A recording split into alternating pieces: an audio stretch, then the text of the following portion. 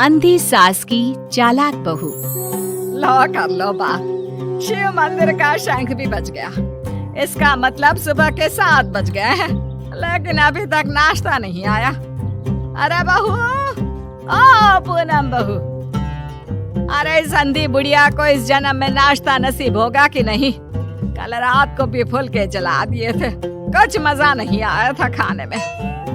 ये है सीतापुर में रहने वाली मंजरी, एक अंधी सास। मन की साफ है, बस थोड़ी सी जुबान से तेज है। मंदिर के शंखनाद से ही इन्हें पता चल जाता है कि वक्त क्या हो रहा है। और ये रही इनकी चालाक बहू पूनम। अच्छा हुआ जो मैंने ऑनलाइन ऑर्डर कर दिया सब कुछ, वरना ये बूढ़ी लाठी मेरी छाती पर मूंग दलने लग जाती। अरे बहू, तो घर में है भैया, चल बसी। हाय राम, ऐसा न कहो सासू माँ, दिन में एक बार तो भी माँ सरस्वती जुबान पर बैठती हैं। अरे नहीं नहीं, तुझे कुछ ना होगा। खुशबू तो बड़ी अच्छी आ रही है। ऐसा कौन से पंच पकवान बनाए हैं आज तूने?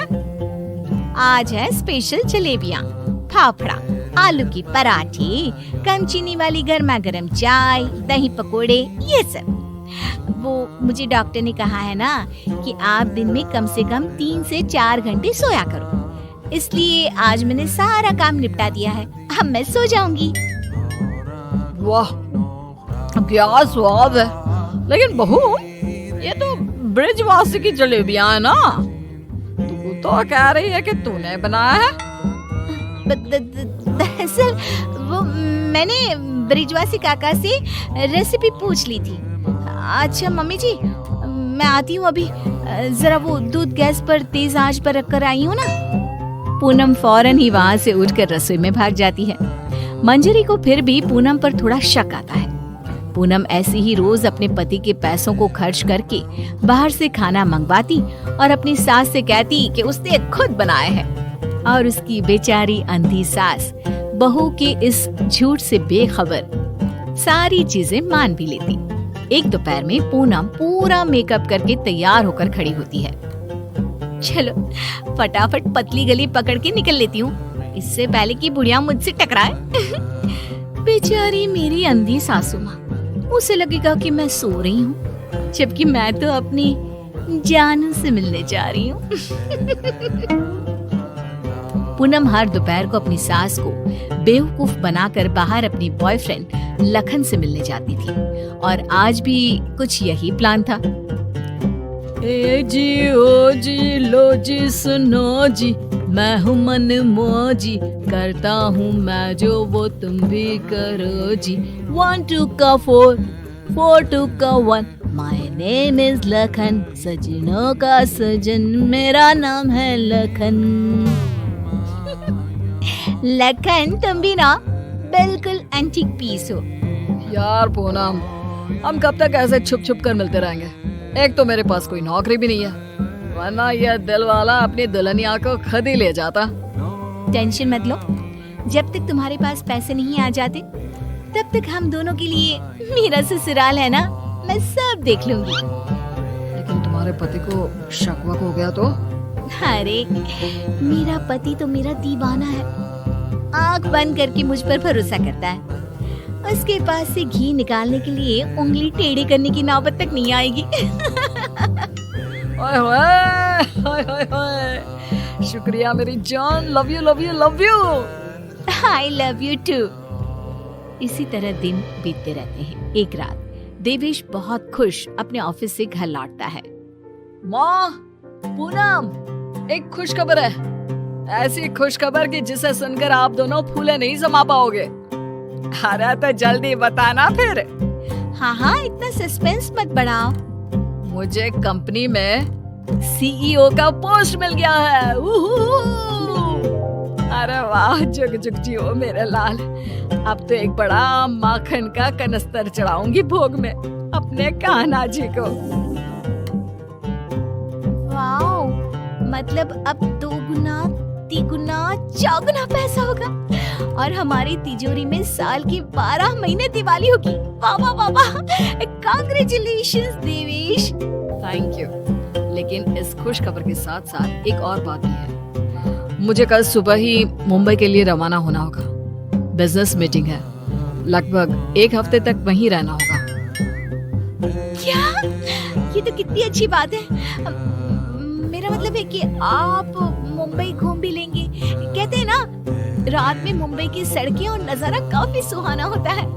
वाकई में, ले जा इसे भी अपने साथ। अब मैं तो ठहरी अंधी। डॉक्टर ने कहा है रोशनी कभी भी आ सकती है, लेकिन मुझे तो ना लगता कि इस जन्म में आएगी मेरी आंखों की रोशनी। कैसी बातें करती हूँ सासू माँ आप भी। मैं भला अपनी सास को छोड़कर कहीं जाऊंगी क्या? अगर मैं चली गई तो आपकी सेवा क्या पड़ोस की मीना करने आएगी? देवेश, तुम आराम से घूम कर आओ और मेरे लिए एक अलग से सूटकेस भर के तोहफे लाना। इसे तो बस तोहफे ही दो, चाहे वो तीज हो, त्योहार या कोई और आम मामूली सा दिन। बस तोहफे तोहफे तोहफे। बिल्कुल पागल है ये। अरे मैं तोहफे मांगू तो आपको क्या दिक्कत है? आप भी मंगवा लो ना। देख देख देवेश बेटा, कैसे कैंची की तरह तेज चल रही है इसकी जुबान। अरे आप दोनों शांत बैठ जाओ, मैं आप दोनों के लिए ढेर सारे तोहफे लाऊंगा बस। देवेश अगली सुबह मुंबई के लिए निकल जाता है। इसी बात से खुश होकर पूनम सोचती है, रास्ते का कांटा तो साफ हो गया है। अभी मैं चुपके से मेरे लखन को घर पर भी बुला सकती हूँ। इस अंधी बुढ़िया को तो कानों कान भनक भी नहीं लगेगी। पूनम अब रात को चुपके से पीछे के दरवाजे के जरिए लखन को घर पर बुला लेती है। अब जहाँ सास घोड़े बेचकर खर्राटे मारते हुए सो रही होती है, तो वो बहू की बात करने की आवाज सुनकर तुरंत उठकर बैठ जाती है। ये आवाज किसी आदमी की लगती है, शायद बहू के कमरे से आ रही है। लेकिन नहीं नहीं, मैं भी कुछ ज्यादा ही दिमाग लगा देती हूँ। देख रही होगी कोई भूत या फिल्म। अब तो पति नहीं है घर में, इसलिए रात भर ऐसे ही करेगी ना। लेकिन अगर कल जल्दी नहीं उठी तो फिर मैं इसके कानों के पास जाकर बर्तन बजाऊंगी जोरों जोरों से। ये सिलसिला रोज चलता है और मंजरी को रोज लगता है कि पूनम टीवी पर कोई फिल्म देख रही है। एक दिन जब पूनम बाहर होती है, तभी मंजरी सोकर उठती है और आंखें खोलते ही उसे सब कुछ दिखाई देने लगता है। वो अपने आसपास सब कुछ देखकर काफी खुश और आश्चर्यचकित हो जाती है। ये तो गजब हो गया, मेरे आंखों की रोशनी फिर से लौट आई। डॉक्टर ने सही कहा था, रोशनी कभी भी लौट सकती है। बहू, अरे ओ पूनम का चांद, कहाँ मर गई? देख तो अब मुझे सब कुछ दिखाई दे रहा है। अब तो मैं छड़ी का इस्तेमाल भी नहीं करूंगी और अब मैं रोज अपने भगवान जी को भी देख सकती हूँ। पूनम! मंजरी अपनी बहू को आवाज लगाते हुए पूरा घर तलाशती है, लेकिन पूनम उसे कहीं नहीं दिखती। तभी उसकी नजर तिजोरी पर पड़ती है जिसका ताला नहीं लगा था। इस पर वो जैसे ही तिजोरी खोलती है तो हैरानी से उसकी आंखें फटी की फटी रह जाती है। ये कैसे हो सकता है? जहाँ तक मुझे पता है, देवेश ने कहा था कि वो घर खर्च के लिए 25,000 दे के जा रहा है, लेकिन यहाँ तो उसका आधा भी नहीं है। जरूर ये पूनम ने पैसे अपने शॉपिंग पर खर्च कर दिए होंगे। पैसे को पानी तरह बर्बाद करती फिरती है। आने दो उसे, फिर देखती हूँ उसे। तब तक मैं अपने भगवान के दर्शन कराती हूँ। मंजरी मंदिर जाती है, अच्छे से दर्शन करती है और खुशी खुशी वापस घर की तरफ चल देती है। जहाँ रास्ते में उसकी नजर मंदिर के पास बहती नदी के किनारे बैठी अपनी बहू पर पड़ती है, जो लखन के साथ वहाँ बैठी थी। ये यहाँ क्या कर रही है और इसके साथ कौन बैठा है? पता तो करना ही पड़ेगा।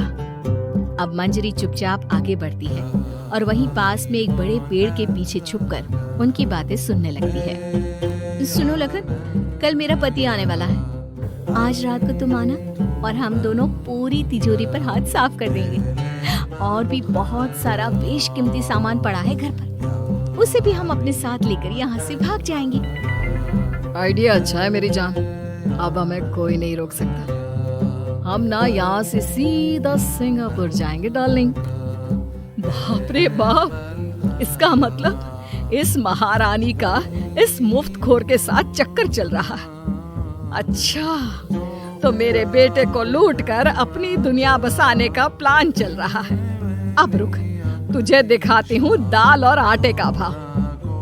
अब घर पे अच्छे से डोली सजाती हूँ तेरी विदाई के लिए।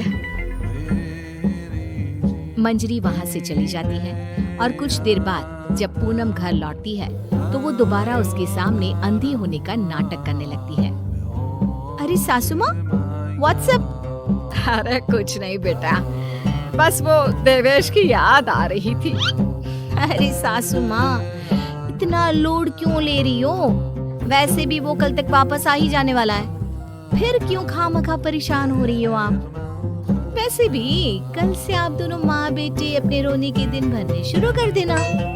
क्या कहा? मेरा मतलब कल जब आएंगे 1 हफ्ते के बाद, तब आप कर लेना ना भरत मिलाप, गले मिलके जी भर के रो लेना।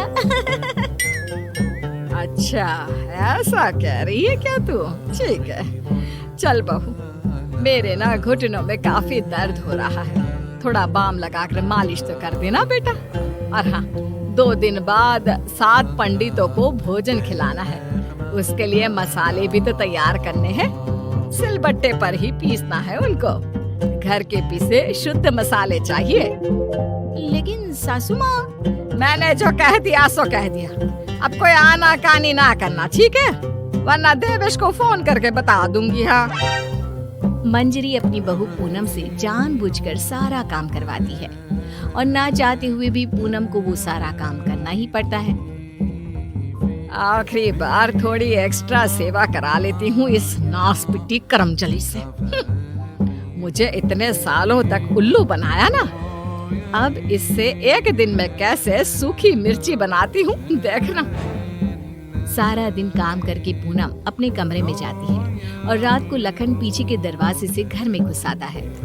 किधर है सारा माल? जल्दी करो, अपने पास बिल्कुल भी टाइम नहीं है।